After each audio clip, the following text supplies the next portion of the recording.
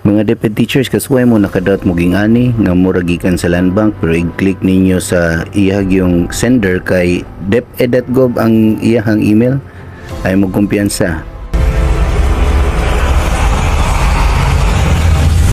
Dahagi kong nadawat nga email ana nya napay butang nga gikan kuno sa land bank nya ipa-confirm ko no ang email no gikan sa iAccess.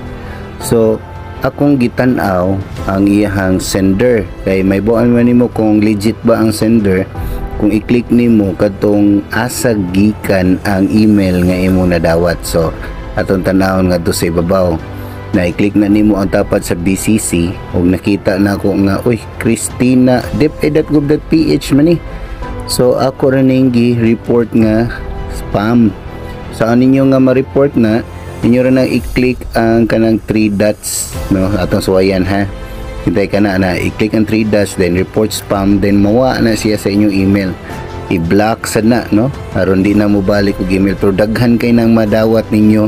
So ay mo kumpiyansa pang report na i-block na kay basin ka na nga deped.gov.ph nga email kay na-hack na og mo na ilang gigamit para pagpangilad pod sa uban ng mga teachers. So dili kayo safe no. Wa ko nag-ingon na dili safe ang deped.gov nga email. Akong but pasabot dili safe nga magpatakar lang tag click.